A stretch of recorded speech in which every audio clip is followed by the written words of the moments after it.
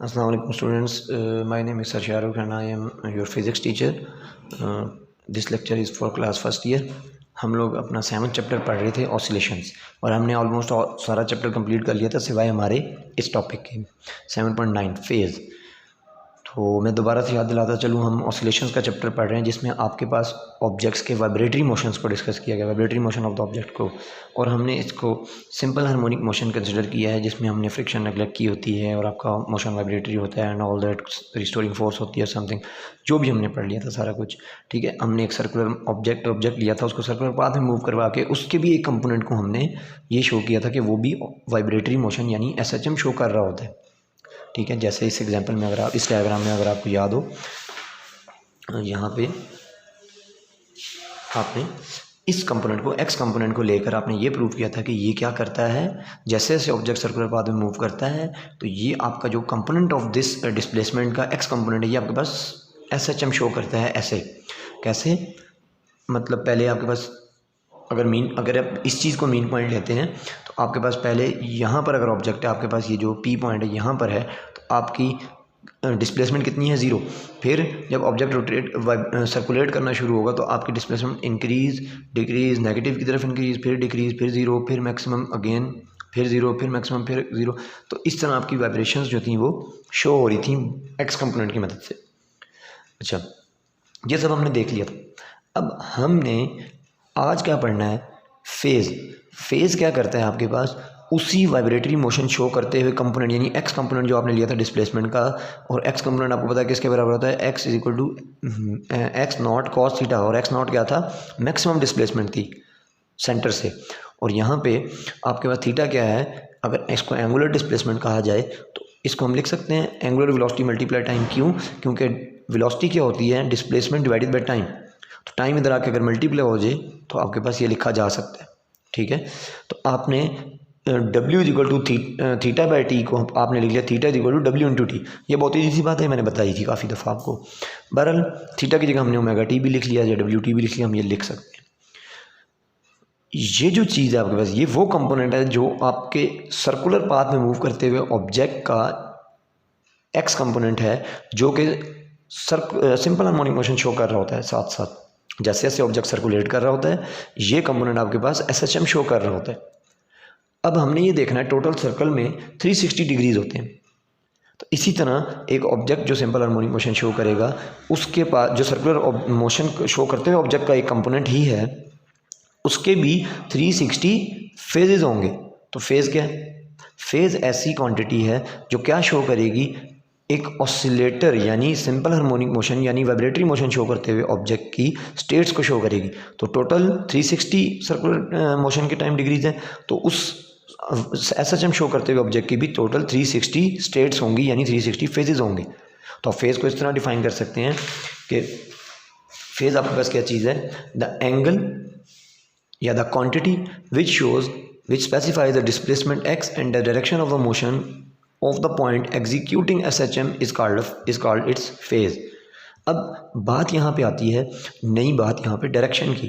तो डायरेक्शन किस तरह, डायरेक्शन इस तरह कि जब आपका कोई ऑब्जेक्ट सर्कुलर पाथ में मूव कर रहा है, ठीक है, तो उसका जो एक एक्स कंपोनेंट है वो किस डायरेक्शन में जा रहा है ये भी आपको पता चल सकता है। कैसे पता चल सकता है, अगर आप इस ज़ीरो जो दरमियान में O है इसको अगर आप देखें तो आपके पास जो डिस्प्लेसमेंट है इस टाइम इस पॉइंट पे 0 है, आपका ऑब्जेक्ट अगर यहाँ पे है, तो अब ऑब्जेक्ट ने सर्कुलर पाथ में मूव करना शुरू किया तो आपका ये डिस्प्लेसमेंट क्या करना शुरू करेगा, इंक्रीज़, फिर डिक्रीज़, फिर दोबारा 0 पे, फिर दूसरी साइड पे इंक्रीज़ और फिर दोबारा 0 पे। तो इसी तरह ये इंक्रीज़ और डिक्रीज़ कर रहा है। तो हर फेज़ के वक्त आपको इसकी डायरेक्शन भी पता होगी कि ये किस तरफ जा रहा है। तो फेज़ आपको डायरेक्शन भी बताएगा और आपको मैग्नीट्यूड यानी डिग्रीज़ भी बताएगा कि कितने डिग्रीज़ आपकी जो बॉडी है वो एडवांस कर चुकी है अपने रेफरेंस पॉइंट से। अगर ये रेफरेंस पॉइंट है तो यहाँ से कितना एडवांस कर चुकी है, तो उसकी डायरेक्शन भी क्या है डिस्प्लेसमेंट की, इस तरफ। जब यहाँ पे ऑब्जेक्ट आएगा तो मैक्सिमम डिस्प्लेसमेंट होगी, फिर जब ऑब्जेक्ट वापस जाएगा तो डिस्प्लेसमेंट भी इस डायरेक्शन में जा रही होगी।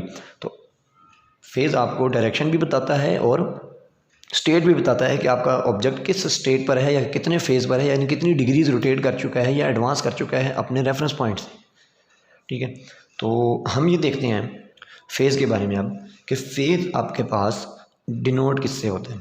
तो ये जो थीटा लिखा हुआ नज़र आ रहा है आपको, ये थीटा जो ये आपको फेज़ बताता है, यानी थीटा इक्वल टू 60 डिग्री है, तो इसका मतलब है आपका ऑब्जेक्ट 60 डिग्री पर, या फेज़ उसका कितना है 60 डिग्री। और ये जो ओ पी है, ये जो वेक्टर मैंने ड्रॉ किया, ये आपको क्या शो करता है कि ये आपके पास फेज़ वेक्टर होता है जो आपको उस ऑब्जेक्ट की पोजीशन बता रहा है। आप उसको पोजीशन वेक्टर भी कह सकते हैं, या फेज़ वेक्टर भी कह सकते हैं, या फेज़र भी कह सकते हैं, ठीक है।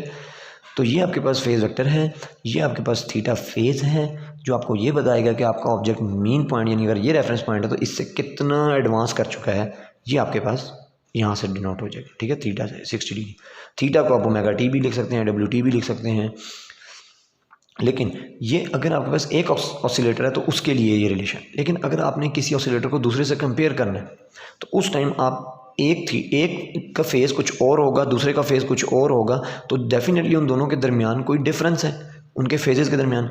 तो उस चीज़ को हमने रिप्रेजेंट करना है फार्मूला में, तो हम क्या ऐड कर देते हैं थीटा के अंदर, यानी किसी एक ऑसिलेटर के फेज़ के अंदर फाई ऐड कर देते हैं, फाई। ये फाई आपके पास क्या चीज़ है, ये आपके पास फेज़ डिफरेंस है बिटवीन दोज टू ऑसिलेटर्स, इसको फेज़ शिफ्ट भी कह सकते हैं। अब अगर एक जो है वो आपके पास 60 फेज़ पे है, दूसरा 90 फेज़ पर है, तो आप यूँ कहेंगे कि आपका फेज़ डिफरेंस कितना है, 90 माइनस 60 30 डिग्री, यानी 30 फेज़ शिफ्ट है उन दोनों ऑसिलेटर्स के दरमियान, यह फेज़ डिफरेंस है। और जो आगे होगा ऑसिलेटर, उसको आप कहेंगे कि वो 30 डिग्री लीड कर रहा है दूसरे को, या आप यूँ कहेंगे जो पहला वाला है जो 60 फेज़ पर है वो लैग कर रहा है 30 degrees by 30 degrees this oscillator जो 90 पर है। तो ये आपके पास क्या चीज़ है, फेज़ डिफरेंस, ठीक है, फाई। हाँ, अब हम आ जाते हैं अपनी ग्राफिकल रिप्रेजेंटेशन के ऊपर कि आपके पास किसी भी फेज़ के वक्त उस ऑब्जेक्ट के मोशन का जो ग्राफ बनेगा वो कैसा बनेगा। ग्राफिकल रिप्रेजेंटेशन पे आ जाते हैं। तो ये देख लेते हैं, आपके पास एक ऑब्जेक्ट है जिसका फेज़ वेक्टर मैंने ड्रॉ किया ओ पी। ये तो मैंने एक फेज़ पे ड्रॉ किया जो कि जनरली डब्ल्यू टी मैंने लिख दिया थीटा इक्वल टू, लेकिन यहाँ पे कोई भी वैल्यू हो सकती है 60 30 45 90 कुछ भी। तो अभी हम रेफरेंस पॉइंट लेते हैं इसको, ठीक है, इसको रेफरेंस पॉइंट लेते हैं। अगर हम वाई कंपोनेंट कंसिडर करें तो आपके पास वेव फॉर्म किस तरह की बनती है, इस तरह की बनती है। और अगर आप एक्स कंपोनेंट कंसिडर करें, जो कि हमने किया है, आपकी बुक में भी किया गया है, तो तब आपके पास वेव फॉर्म कुछ इस तरह की बनती है। अब ये वेव फॉर्म कैसे बनी, तो ये जो आपके पास जनरल फार्मूला है, फिलहाल इसको देखते हैं क्योंकि हम एक ऑसिलेटर की बात करें, अभी दो की बात नहीं कर रहे। इसके अंदर मैं बार बार आपको थीटा की डिफरेंट वैल्यूज़ पुट करके दिखाऊंगा और आपकी ये वेव फॉर्म बनती जाएगी, ठीक है। हम क्या करते हैं, या तो इस डायग्राम को आप यूं करके देख लें, ठीक है, अदरवाइज़ मैं एक और एक सेकेंड यहाँ पे आ जाए इस पेज पे। अभी मैं क्या कर रहा हूँ, ये जो फाई था आपका फेज़ डिफरेंस, इसको मैं ज़ीरो कंसिडर करता हूँ, ठीक है, यानी कोई फेज़ डिफरेंस नहीं है, एक ऑसिलेटर की बात हो रही है। तो आपके पास फार्मूला क्या बनेगा, x is equal to x naught cos theta. अब आपने क्या किया, एक्स कंपोनेंट ले लिया जो एस एच एम शो कर रहा है, उसकी वेवफॉर्म बनानी है ना, उसको आपने ले लिया, ये देखें, और उसमें आपने फाई को ज़ीरो कर दिया। ज़ीरो इसलिए कर दिया क्योंकि अभी कोई दूसरा ऑसिलेटर हमारे पास मौजूद नहीं है जिससे हम उसको कंपेयर करें। वो अकेला है तो उसका कोई फेज़ शिफ्ट, कोई फेज़ डिफरेंस नहीं है, किसी और से कंपेयर नहीं किया जा रहा। अब आप यहाँ पे पुट करते हैं, क्या पुट करते हैं जी, इस थीटा की जगह पे आपने क्या पुट करना है, बार बार फेजेस पुट करेंगे। आप जीरो से स्टार्ट करें क्योंकि टोटल 360 फेजेस होंगे, क्योंकि सर्कुलर ऑब्जेक्ट जब कोई बॉडी सर्कुलर पाथ में मूव करिए टोटल 360 डिग्रीज वो सर्कुलेट करेगी, तो एसएचएम शो करते हुए एक्स कंपोनेंट के भी 360 फेजेस बनेंगे। उन डिफरेंट 360 फेजेस पे आपके पास वेव फॉर्म कैसे बनती है ज़रा ये देख लेते हैं। यहाँ पे आपने क्या किया, सबसे पहले आपने डिस्प्लेसमेंट ले ली वाई एक्सिस के अलाउंग, मैक्सिमम डिस्प्लेसमेंट एक डायरेक्शन में, मैक्सिमम डिस्प्लेसमेंट दूसरी डायरेक्शन में, ठीक है, क्योंकि आपके पास ऑब्जेक्ट पहले मीन पॉइंट से एक तरफ जाता है, फिर वापस मीन पॉइंट के बाद दूसरी तरफ भी जाता है, और उतना ही दूर जाता है जितना इस डायरेक्शन में, यानी जितनी डिस्प्लेसमेंट इस डायरेक्शन में होती है उतनी डिस्प्लेसमेंट इस डायरेक्शन में भी वो शो करता है। तो यहाँ पे आप थीटा जीरो यानी फेज जीरो से शुरू करें, कॉस जीरो क्या होगा 1, कॉस जीरो जब 1 होगा तो आपके पास एक्स क्या आ जाएगा, जो डिस्प्लेसमेंट एट एनी पॉइंट होगी वो किसके बराबर आ जाएगी, एक्स नॉट, यानी मैक्सिमम डिस्प्लेसमेंट के बराबर, ठीक है। तो x is equal to x nought आ जाएगा at theta is equal to 0, यानी कॉस 0 1 होता है तो x नॉट आ जाएगा।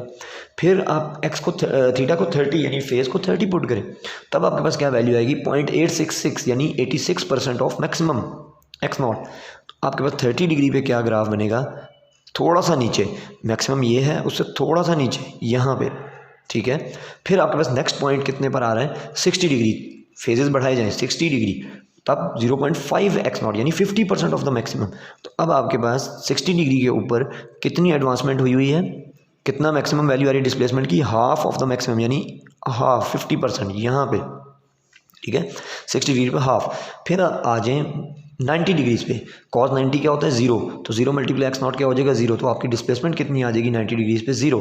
तो फेज़ 90 पे आपकी वैल्यू देख लें डिस्प्लेसमेंट की क्या है 0, फेज़ कितना है 90, थीटा यानी 90। फिर इसी तरह थीटा 120 पुट करेंगे तो आपके पास माइनस 0.5 पे चलिए की बात, थीटा 150 पुट करेंगे तो माइनस 86.866 पे, यानी मैक्सिमम का 86% इन दी अपोजिट दूसरी डायरेक्शन, मतलब अदर डायरेक्शन, यानी अभी एक तरफ मैक्सिमम था अब दूसरी साइड पे मैक्सिमम की तरफ जा रहा है। तो इसी तरह 180 डिग्रीज पे क्या होगा आपके पास, 180 डिग्रीज पे माइनस x0 आ जाएगा। ये सब कहाँ हो रहा है, ये सब कैसे हो रहा है, यहाँ पे आप देखें अगर तो आपका ऑब्जेक्ट यहाँ से सर्कुलर पाथ में मूव करता जा रहा है, इसको ऐसे देखेंगे, आपका ऑब्जेक्ट सर्कुलर पाथ में मूव करता जा रहा है और आपका जो फेज़ है वो आपको इधर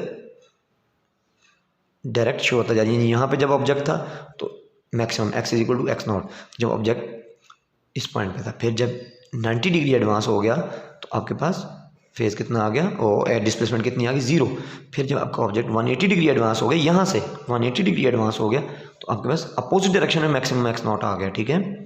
फिर आपके पास जब अगेन इस इतने डिग्रीज रोटेट हो गया 270 डिग्री सर्कुलर पाथ में मूव करके ऑब्जेक्ट, तो आपका ये फेज़ कितना है, यहाँ से मूव करके अगेन कितना आ चुका है 0 पे आ चुका है, ठीक है। अगेन यहाँ पे फिर अगेन जब आगे मजीद वो ऑब्जेक्ट यहाँ से सर्कुलेट करके वापस यहाँ जाएगा मेन पॉइंट पे, तो आपकी डिस्प्लेसमेंट अब अगेन x0 की डायरेक्शन में मैक्सिमम होगी।